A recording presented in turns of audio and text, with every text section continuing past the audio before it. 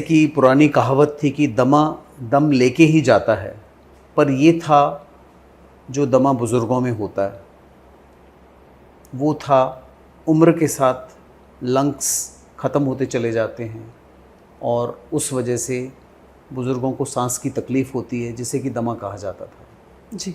उस दमे का बच्चों के दमे से ख़ास लेना देना नहीं है। वो अलग बीमारी है, ये अलग बीमारी है।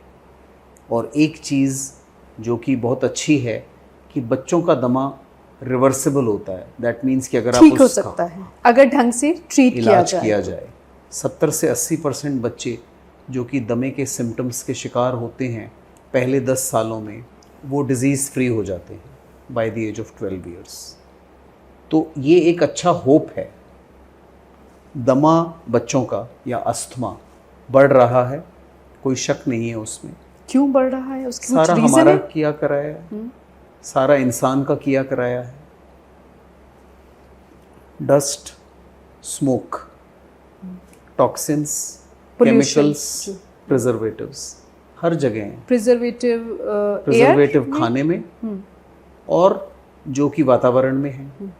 तो डस्ट, स्मोक, केमिकल्स, प्रिजर्वेटिव ये सारी चीज़ें हैं जो कि रिस्पॉन्सिबल हैं दमा के लिए। जेनेटिक नहीं? जेनेटिक एस्मा यंग एज में सिर्फ हम ये कहेंगे कि अगर किसी को फैमिली हिस्ट्री है स्किन एलर्जीज़ की या नाक की एलर्जी या चेस्ट की एलर्जी, तो उसके चांसेस, उनके बच्चों के चांसेस बढ़ जाते हैं एस्मा को। बट कहना कि सीधा अगर माँ बाप को अस्थमा है तो बच्चे को होके ही रहेगा, नहीं, ये सच नहीं। ओके, सो ये जो बाहरी रीज़न है वो ज़्यादा अफेक्ट करते हैं। जो एक्सटर्नल रीजंस हैं वो हमेशा ज़्यादा रिस्पॉन्सिबल होते हैं। सो मैं आपको बाकी के कारण बताऊं कि घर में अगर हम इंडोर प्लांट्स रखते हैं उनमें भी दमा के चांसेस बढ़ जाते हैं। घर में सीलन हो और दीवारों पे फंगस लगा हो, उसमें अस्थमा के चांसेस बढ़ जाते हैं। इंडोर प्लांट्स में कैसे? मतलब लोग कहते हैं स्नेक प्लांट लगाइए, आप एरिका पाम लगाइए, आप मनी प्लांट लगाइए, ये एयर प्यूरिफायर है, natural air purifier. So at the same time air तो प्यूरिफाई कर दी, बट पोलन ग्रेन्स, स्पेशली अगर फ्लावरिंग प्लांट होगा तो पोलन ग्रेन्स भी होंगे। वो फ्लावरिंग प्लांट्स नहीं होने चाहिए। सो जब वो हवा में आएंगे तो डेफिनेटली वो ये करेंगे। पेट्स, बिल्ली और कुत्ता अगर घर में रखा है, खरगोश भी कुछ लोग रखते हैं, ऑल काइंड ऑफ पेट्स, उनके जो बाल गिरते हैं, डैंड्रस गिरते हैं, उनसे भी अस्थमा होता है। घर में अगर तड़का लग रहा है किचन में और उसकी जो स्मेल है अगर घर में अंदर आ रही है, कई बार मिर्ची की, उससे खांसी आती है, वो कई बच्चों में अस्थमा प्रेसिपिटेट कर देगा। सिर्फ खांसी तो चलो ठीक है, बट ये जो है स्मेल ये अस्थमा को प्रेसिपिटेट कर सकती है किसी बच्चे को।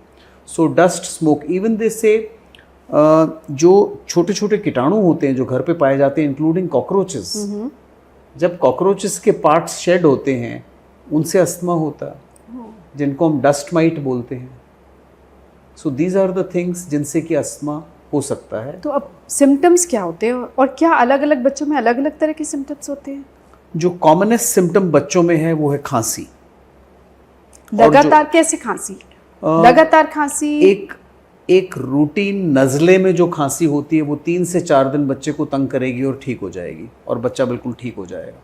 ये तो हो गया नज़ले वाली खांसी कि खांसी जुकाम जो होता है, बुखार जुकाम खांसी हुआ, वायरल इन्फेक्शन हुआ। हाँ, जब ये खांसी ना जाए, लंबी खिंच जाए या बार बार हो बिना फीवर के, दैट मीन्स वायरल इन्फेक्शन नहीं हुआ पर खांसी है, नाक बहने लगे बिना किसी फीवर के, दैट मीन्स इन्फेक्शन नहीं हुआ, तब हम कहेंगे कि ये अस्थमा की निशानी है। कई बच्चों कितना लंबा होती है खांसी? मतलब कितने, 2 हफ्ते हो, 1 महीना चले, कंटिन्यूअस? उसको क्वांटिफाई करना मुश्किल है, बट फ्रीक्वेंट एपिसोड्स हो रहे हैं। और खांसी वैसे 10 दिन, अगर 10 दिन से ज़्यादा चल रही है तो हमारा शक उस तरफ जाता है। मोर देन 3 एपिसोड हो रहे हैं या उसके साथ और भी कुछ? खांसी, और जब खांसी काफ़ी देर रहेगी तो बच्चे को जो उसकी सांस लेना है वो भी नॉइजी हो जाएगा, जिसको हम वीजिंग कहते हैं। वीजिंग कहते हैं, खड़खड़ की आवाज़ आती है, यस, शाई शाई की आवाज़, सीटियाँ बज रही हैं छाती में। This is the way parents आके डिस्क्राइब करते हैं। वीजिंग का कोई और लैंग्वेज में कोई शब्द नहीं है। वीज इंग्लिश वर्ड है और उसका इक्विवेलेंट वर्ड किसी और भाषा में नहीं है। तो हम कहते हैं छाती खड़क रही है, शाई शाई की आवाज़ आ रही है, सीटियाँ बज रही हैं, खराश है, धसक है।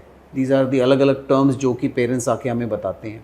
तो खांसी होना, ब्रीदिंग नॉइजी होना, लगातार रनिंग नोज होना, नींद का ना आना, हंसने भागने दौड़ने पे खांसी का आना, लेटने पर खांसी का आना, ये सब निशानी है कि ये रूटीन खांसी नहीं है, ये शायद दमा की निशानी है, हो सकती है। तो इसके लिए डॉक्टर के पास जाके चेकअप कराना चाहिए।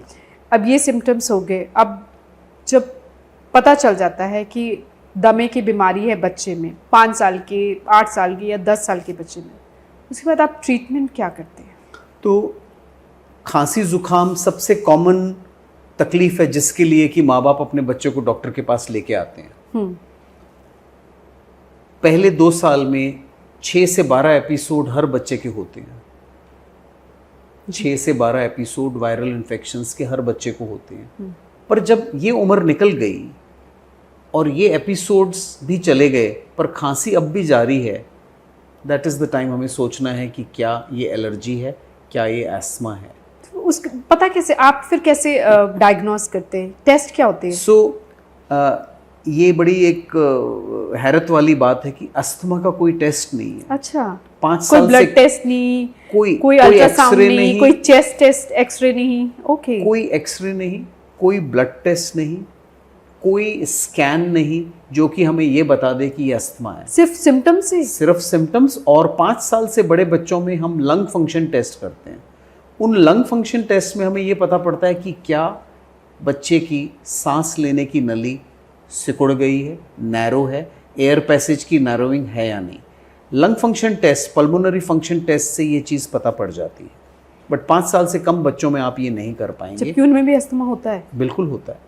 एस्मा 1 साल से ऊपर किसी भी बच्चे को हो सकता है। तो ऐसे में हम बहुत किस्म के प्रिडिक्टिव इंडेक्सेस यूज़ करते हैं। और मैंने जैसे आपको बताया, फैमिली हिस्ट्री है, बच्चे को बचपन में स्किन एलर्जीज़ रहीं, उसके बाद में खांसी के एपिसोड होने शुरू हुए, 3 से ज़्यादा एपिसोड जो कि 10 दिन से ज़्यादा चलें, हम अस्थमा के बारे में सोचना शुरू कर देते हैं। और एस्मा ही एक ऐसी बीमारी है जिसमें ट्रायल ऑफ ट्रीटमेंट दिया जाता है। दैट मीन्स मैं श्योर नहीं हूँ ये अस्थमा है, पर मैं ट्रायल ऑफ ट्रीटमेंट दूंगा। अच्छा। और अगर मैंने ट्रायल ऑफ ट्रीटमेंट दिया, बच्चा इंप्रूव हो गया, इट प्रूव्स कि ये अस्थमा है। तो उस ट्रीटमेंट में आप क्या करते हैं? तो उसमें हम जो दवाइयाँ इस्तेमाल करते हैं वो दवाइयाँ हैं जो कि एयर पैसेज को चौड़ा करती हैं, जिनको हम ब्रोंकोडायलेटर बोलते हैं। ब्रोंकोडायलेटर सिरप्स, टैबलेट फॉर्म में, नेबुलाइजर और इनहेलर्स के फॉर्म में आते हैं। सारी दुनिया सोचती है कि सिरप और टैबलेट सेफ हैं, और जब भी हम नेबुलाइजर और इनहेलर इस्तेमाल करते हैं वो कुछ ज़्यादा घोर बीमारी है। पर ये उल्टा साइड इफेक्ट्स होते हैं क्या उसके? उल्टा है। जब आप सिरप्स और टैबलेट के फॉर्म में सेम दवा, same name, same chemical, same दवा सिरप और टैबलेट फॉर्म में दे रहे हैं, वो 15 गुना ज़्यादा दवा जा रही है बच्चे के शरीर में, 15 टाइम्स मोर।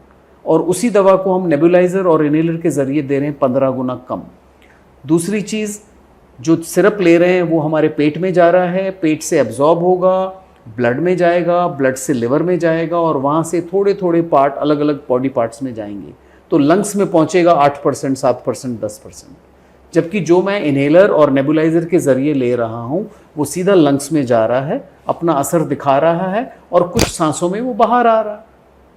तो फिर खाली वही क्यों ना दिया जाए? बिल्कुल, खाली वही दिया जाता है। ओके। सो अस्थमा में अगर डायग्नोज हो गया और क्लिनिकली अगर डॉक्टर को लग रहा है कि ये अस्थमा है, इनहेलर थेरेपी फाइनल आंसर, सबसे ज़्यादा उचित इलाज, सबसे ज़्यादा सेफ इलाज, least side effects is inhaler therapy. तो उस पर ट्रस्ट करना चाहिए। जबकि धारणा ये है, और मैं ब्लेम करूँगा कुछ ऐसे फोर्सेस को जो कि कहते हैं कि ये गलत है, इसके साइड इफ़ेक्ट्स होते हैं, बिल्कुल उल्टा है।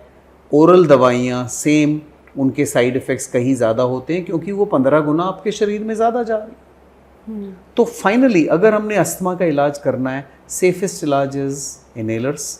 इनहेलर्स जब हम शुरू करते हैं हमें लंबे वक्त तक देने होते हैं, क्योंकि जो इन्फ्लामेशन रिस्पॉन्सिबल है एयर पैसेज नैरोइंग के लिए सांस की नली जो सिकुड़ जाती है इन्फ्लामेशन की वजह से, उस इन्फ्लामेशन को अगर हमने कंट्रोल करना है तो हमें वो लंबे वक्त तक देने पड़ेंगे, पर उनकी क्वांटिटी इतनी कम है कि वर्चुअली कोई साइड इफेक्ट नहीं है। कई बार बहुत सांस लेने में बहुत दिक्कत हो जाती है कि हॉस्पिटलाइज कराना पड़ता है बच्चों को। बिल्कुल। उस स्थिति में क्या करना चाहिए? तो ऐसी स्थिति और वो में स्थिति क्यों आती है? आज से 25 साल पहले जब मैं पीजीआई में था तो बच्चे आम तौर पे आया करते थे, ये सांस की नली की प्रॉब्लम लेके, वीजिंग लेके आते थे, हम उनको एडमिट करते थे, वो आईसीयू में 3-3 दिन रहते थे।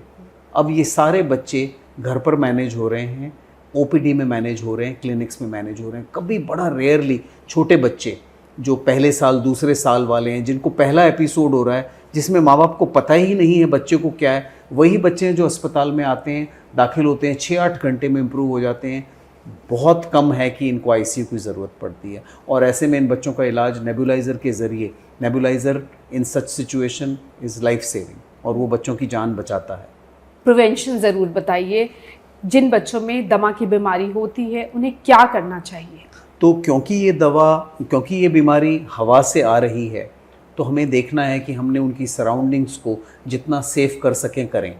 क्या हम हवा जो हम सांस ले रहे हैं उसका कुछ बिगाड़ सकते हैं? नहीं बिगाड़ सकते। वो तो गवर्नमेंट ने, पॉलिसी मेकर्स ने करना है, एनवायरमेंटलिस्ट ने हवा पे कंट्रोल नहीं है, वो दूर की बात है। क्या हम घर में क्या कर सकते हैं? तो घर में इंडोर प्लांट्स, सीलन और पेट्स, इन 3 चीज़ों को कंट्रोल करना है। सफाई के वक्त ड्राई मॉपिंग हो, जिससे कि जो डस्ट माइट है, हाउस डस्ट माइट है, और जो डस्ट है उसको उठा लिया जाए, सो दैट जब हम पंखा चलाते हैं तो सेम डस्ट हवा में ना आए जो कि बच्चा इनहेल करे और सिम्टोमेटिक हो। तो ये तो कुछ चीज़ें हो गई जो हवा की वजह से हैं। कुछ बच्चे हैं जिनमें देखा गया है कि कोई पर्टिकुलर चीज़ खाने खाई, मैं उसी पर आ रही थी, तो आइसक्रीम खा ली और प्रॉब्लम होगी, ऐसा भी होता है? नहीं, ऐसा नहीं। तो आइसक्रीम खाना, बर्फ़ खाना, दही खा ली, केला खा लिया, इनसे खांसी हो गई? नहीं, ऐसा नहीं होता।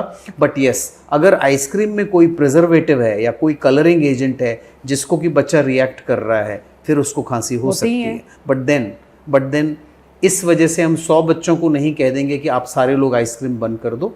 वो आइडेंटिफाई हो ही जाता है। जैसे कि जो खाने में कॉमन चीज़ें हैं जिनसे वीजिंग होती है, उनमें हैं ऑफ कोर्स जो colouring agent, coloured candies, coloured soft drink, coloured juices, coloured jellies, इनमें प्रॉब्लम होती है कई बच्चों को।